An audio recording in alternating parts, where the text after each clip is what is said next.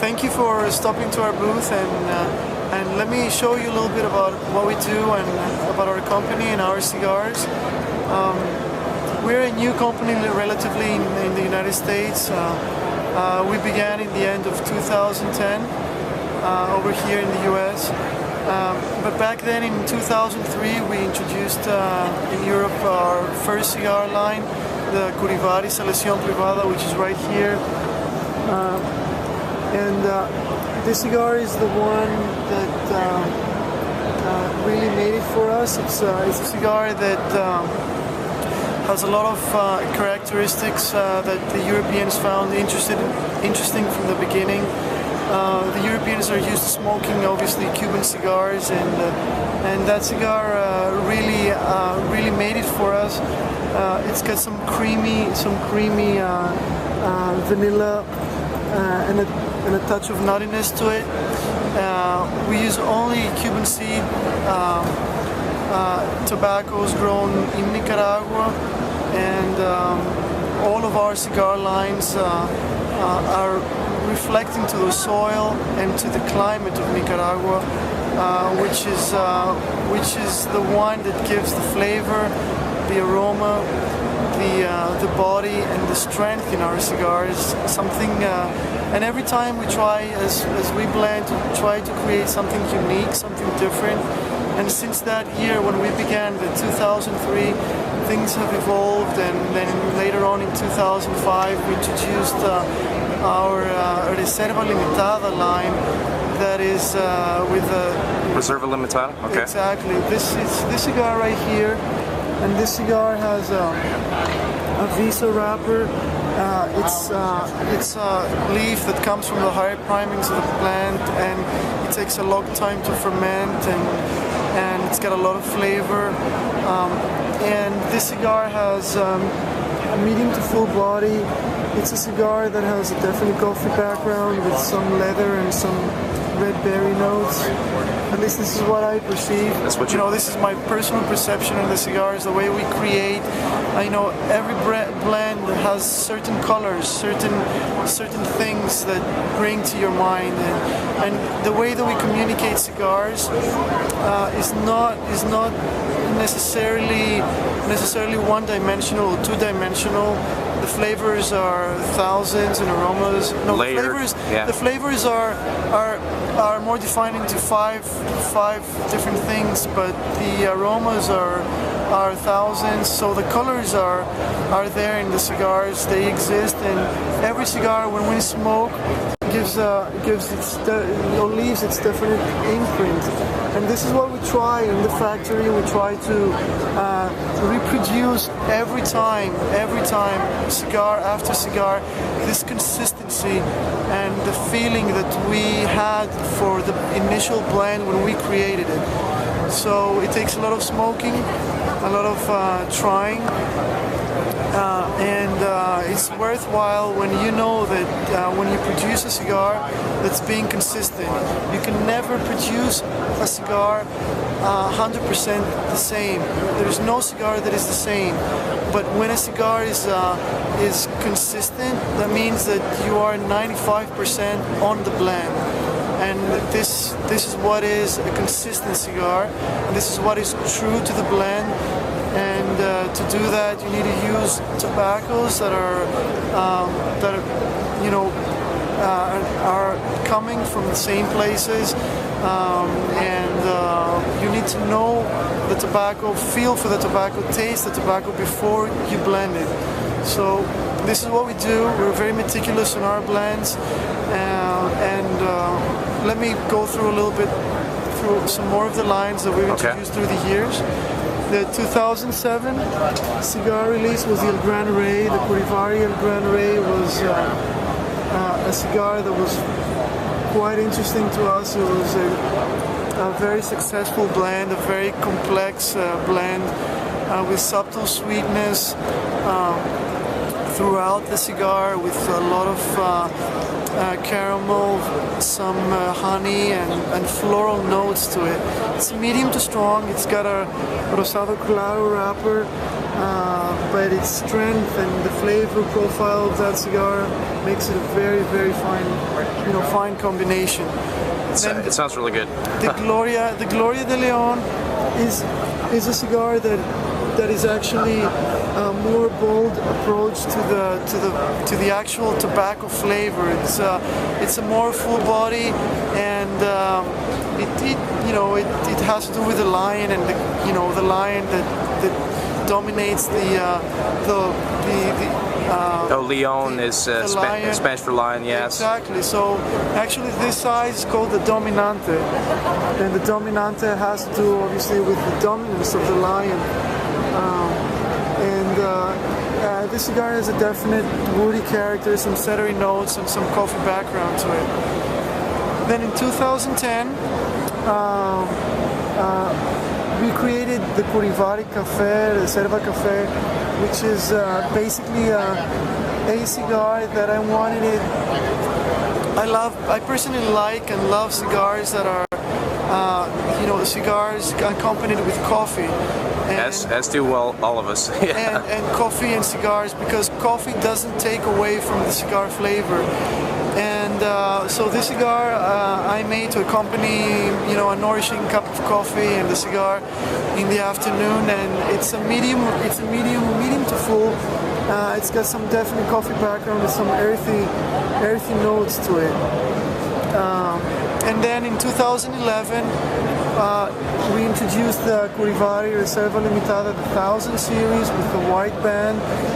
This cigar is quite interesting. It came out with some sweet spiciness, some leather, some cinnamon I detect in that. It's got the touch of spiciness there, and some coffee as well. There is a coffee background in all of our blends, more or less. This is how the way that we blend. This is what we look for. But each cigar has something different to keep our palates interested.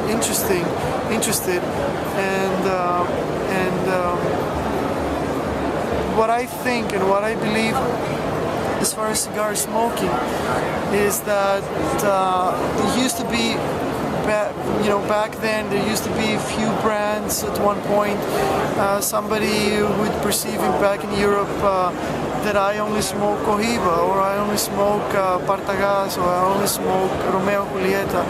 I don't think that is something necessary nowadays, to stick to one thing and smoke only one cigar. We obviously do have a preference, but we learn from smoking and trying different things, and we develop our palate to appreciate different things for different times of the day and different periods. Absolutely. And once we change what we smoke, then we replenish our palate to come back to that cigar and appreciate it again. This has to do with the way that the palate adapts to one thing, and then our taste buds get bland to what that one particular flavor. So changing a little bit sometimes is a good thing. The last cigar that I want to talk about, not the last one because we have a new cigar release. Yeah, you do have it. One of the releases in last year was the Selección Privada, the Maduro line. It's a natural Maduro. This cigar is a very dense smoke with a lot of leather to it, some nuttiness in the background, and it's a very dense smoke to accompany with a nice hot espresso. It's got that density, a lot of mouthfeel. It's a cigar to be enjoyed towards the afternoon, the night. You wouldn't want to begin your day with a Selección Privada Maduro. I would much rather smoke the regular Selección that is one of my all-time favorites. This is the cigar that we began with. And then the Buenaventura. And this is the new one, yes? This is the new one. It's a cigar that we worked through the year. We were very pleased with the way it came out. It's a cigar that has it's very refreshing to us. It has medium on a touch, is mostly medium. It's very consistent throughout. You turn on the cigar, and when you reach towards the end, it feels the same. It's got some definite bready toastiness to it, some creamy and some nuttiness to it as well. It reminds me of walking by a bakery and getting these aromas from fresh toasted bread. So this is the kind of perception that I get from that. And it's a cigar that on a price point ranged around $5. Really? $5? We wanted to have a cigar that delivers a lot, and it's a cigar that is very fair priced. So Buenaventura has its name. It means Buenaventura means good luck or good fortune, and it's something that the people may feel good about it. It's something that you can smoke every day. You can smoke in the day, in the afternoon, in the night, and it's a cigar that delivers a lot. So this is what Buenaventura is, and the way it was conceived and created. Then something that we present here at the show, but is not readily available, is the Achilles cigar that you may be able to see. You can see on some of the posters over here. Exactly. This is the Achilles cigar that we're presenting here at the show. And it draws its name from the greatest hero of the ancient time in Greece. And Achilles is a cigar that was conceived in 2005, and in 2007 we made the bands for it. And these aren't actually the cigars; these are just the bands, correct? These are just the bands. Okay. Because just so nobody's mistaken. Is not yet to present. It's something that we're doing the final touches as far as the packaging and so on. And I believe that it will be either November or March in the market. And this cigar is, in the last 3 years, we've been working on its blend to bring out something that will reflect on the character of Achilles, full body and full strength with very well processed tobacco to have this kind of smoothness, aftertaste, a very balanced smoke that the people will note something very particular, and will remember that. Hopefully, will remember that smoke. So something to be smoked basically on occasion, and something that the people in the final end will appreciate and conceive and perceive the way we wanted to make it, and hopefully the people in the final end will remember too. Achilles is a very heavy name, and I wanted to make sure that we make our best efforts to make a perfect blend for it. About what price point are you looking at in terms of retail? The Achilles will be around $10 to $12. $10 to $12. Price range, yeah. So it's something that has to do with the limitedness of the tobaccos that we have for that cigar, and this cigar is not to be smoked for an everyday smoke. It's something that you'll be able to find on occasion here and there in fine retailers that once you have that cigar, you choose the time to smoke it, and then maybe you can't find it right away, but you'll be able to find it. It's going to be in very short quantities. So limited release, yeah. At least for the first year, I cannot guarantee in the market more than 20,000 cigars in the market. So I think that this is pretty much what's going to be its production. So you can understand that it's something that will be found in in certain retailers only and on occasion. So I guess that the smoker who finds a Kili cigar will choose the time to smoke that cigar. So keep an eye out for it then. Yeah. Yeah. I hope that people will like it. In the final end, this is what this is what we try to do every day in the factory. I personally smoke like 30 inches of cigar, trying the consistency of our blends in the production. It's a lot of smoking, a lot of work, but it's worth the effort. We love what we do, and if it was otherwise, you wouldn't be doing it, right? Be the same. Yeah, it wouldn't be the same. So hopefully the people appreciate our cigars. This is a great introduction to Curivari. So a lot of people are starting to hear about it, and that's part of the reason I came over. And I'd had a few, and I thought this is the ones I've had. The Gloria de Leon, I had that. I really enjoyed that. I had a few others, and I thought these were really great cigars. I'm like, why haven't I seen these before? Yes, yes. So thank you very much. It's a reward to our efforts of a lot of people to hear good things about what we do. We make mistakes. Not everything is perfect, but we learn from that, and we try to improve every day and create something that the people will look for and will be happy to have in their hands and enjoy in the afternoon or in a nice occasion. This is, the cigars is a passion to the smokers.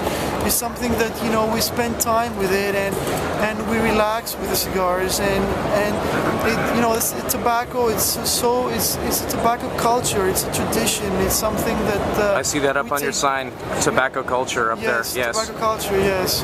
Yeah, Curivari is another story, and it's something that we can talk about during the years, and it's something that will be revealed as we walk through the time, and people will appreciate or learn about Curivari through its cigars, and then at some point in time when maybe we can talk about Curivari one day. I cannot talk about it right now because it's something that it's back in my heart, and I wanna be sure that the time will be the right time, and I will be ready for it to reveal to the market what Curivari is. So we gotta wait a little bit. Okay. So, thank you very much. Thank you, Andres. We really appreciate it. Having you here and giving exposure to our babies, and thank you very much.